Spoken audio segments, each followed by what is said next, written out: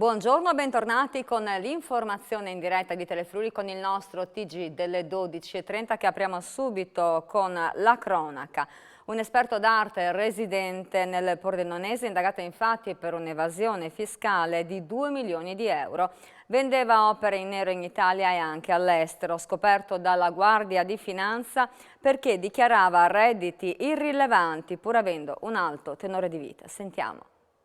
Vendeva opere d'arte in Italia e all'estero, sempre in nero, e pur avendo una situazione reddituale ai limiti dell'indigenza, dichiarava tra i 5 e i 9 mila euro lordi l'anno, aveva un alto tenore di vita, con proprietà di immobili in Friuli e Veneto. Per questo un noto esperto d'arte residente nel Pordenonese è finito nel mirino della Guardia di Finanza, che al termine delle indagini condotte dalla Procura di Pordenone ha disegnato un quadro chiaro nei suoi confronti. I clienti pagavano in contanti, senza alcuna fattura o con assegne in bianco, con bonifici su conti extraaziendali le opere d'arte. In diverse occasioni, inoltre, sempre per schermare le vendite di opere non fatturate, l'esperto d'arte risultava aver utilizzato una società di diritto estero con sede a New York, a lui stesso riconducibile tramite un'intestazione fiduciaria, facendo figurare presso l'amministrazione doganale la conduzione di temporanea esportazione di pezzi da esposizione, a cui tuttavia non seguivano le obbligatorie reimportazioni nel territorio nazionale. Parte di questa liquidità, derivante dall'evasione fiscale pari a circa 280 mila euro, trovava inoltre impiego per ripianare le costanti perdite di una società riconducibile all'indagato, anch'essa operante nel commercio di opere d'arte. Motivi per cui il giudice per le indagini preliminari del Tribunale di Pordenone ha emesso un apposito provvedimento disponendo il sequestro preventivo per equivalente per complessivi 1.064.000 euro, eseguito dagli uomini delle Fiamme Gialle di Spilimbergo su disponibilità finanziarie e beni immobili riconducibili alla società e all'esperto d'arte, al quale sono state contestate violazioni amministrative conseguenti all'evasione fiscale per quasi 2 milioni di euro. Oltre al commerciante è indagato anche un ulteriore soggetto in concorso per violazioni alle disposizioni di materia di prevenzione e di riciclaggio, in quanto questo faceva transitare nei propri conti correnti ingenti flussi finanziari a questi estranei.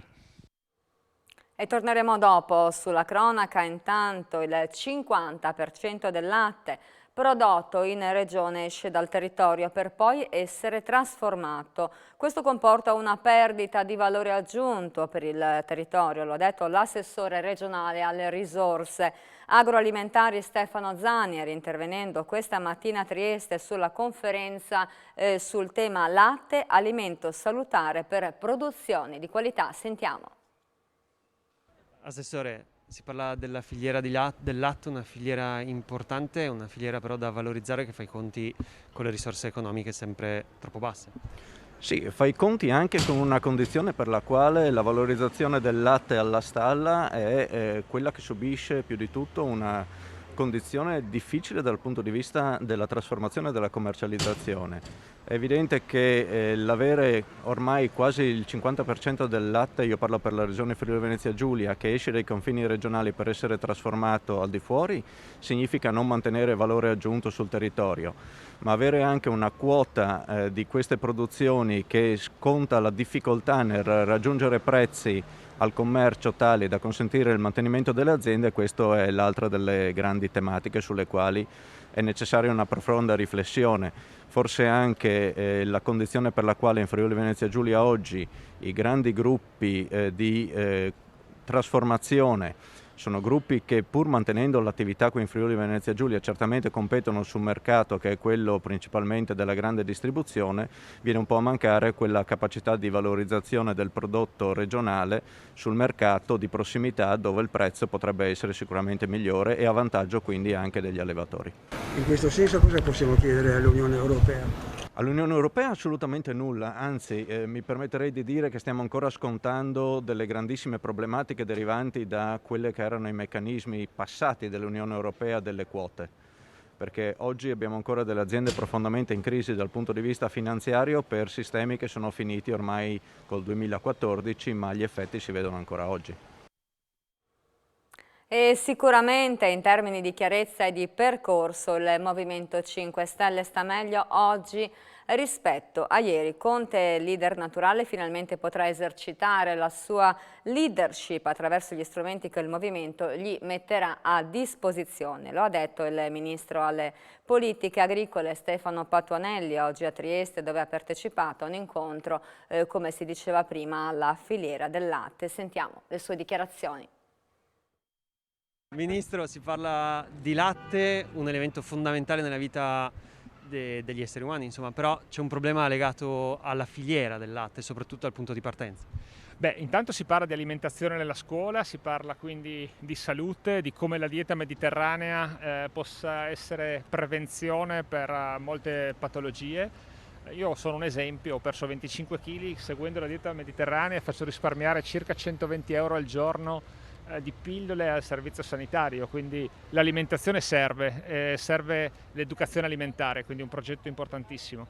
Dopodiché è certamente una delle filiere più complicate. Oggi il prezzo alla stalla del latte è più basso quasi sempre del costo di produzione, ma il problema delle filiere in generale in agricoltura è un tema che vogliamo seguire, ed è proprio per questo che c'è un progetto da 1 miliardo e 200 milioni sui contratti di filiera all'interno del fondo complementare del Piano Nazionale di Ripresa e Resilienza, perché controllare come si sposta il valore aggiunto nella filiera dà garanzia ai produttori di poter avere un reddito e dà la capacità e la possibilità di gestire anche il lavoro agricolo e quindi dare dignità ai lavoratori dell'agricoltura. Alla luce degli ultimi sviluppi, la salute del Movimento 5 Stelle oggi sta meglio di ieri?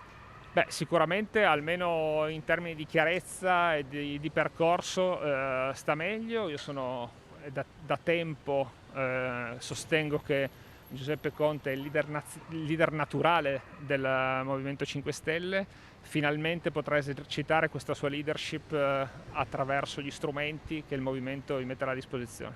Un movimento verticistico in un certo senso? No, un movimento organizzato, un movimento in cui non c'è una struttura ma un'organizzazione più profonda, un movimento certamente diverso, ma perché tra le poche costanti della vita delle persone il cambiamento è una di queste, quindi è normale che anche il movimento cambi, come cambia la società, come cambiano le persone. Manca un'era geologica alle elezioni regionali, però questo potrebbe aprire nuovi scenari anche ad alleanze? Certamente tutti i percorsi per le amministrative, per le politiche saranno affrontati con il progetto che stiamo costruendo di rapporto nel centro-sinistra con il Partito Democratico, il Movimento 5 Stelle, altre forze di sinistra aperte a una parte moderata del paese che spesso è l'ago della bilancia, aperte al dialogo con le piccole e medie imprese, con gli artigiani, con gli autonomi. Questo percorso inizia adesso, dopo un'esperienza però già fatta, no? Perché con il Partito Democratico ci abbiamo governato da soli, siamo ancora al governo con loro, quindi credo che ci siano le prospettive per un campo vasto dove il movimento può essere la forza centrale. E il prossimo vaccino anti-Covid potrebbe provenire dalle piante. L'azienda Biotech Transactiva del Parco Scientifico Friuli Innovazioni sta sviluppando infatti un prototipo potenzialmente attivo su tutti i coronavirus, partendo dalla costruzione di una particella similvirale contenente sequenze peptidiche strutturali di Covid-19. Al momento è stata avviata una sperimentazione su modello animale.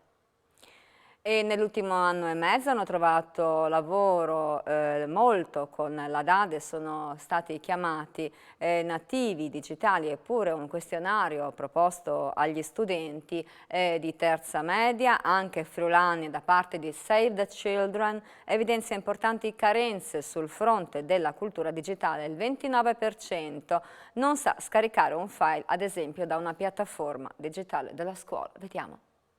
In Italia un 13enne su 3 non è in grado di utilizzare un browser per l'attività didattica. Emerge dalla prima indagine pilota sulla povertà educativa digitale realizzata da Save the Children.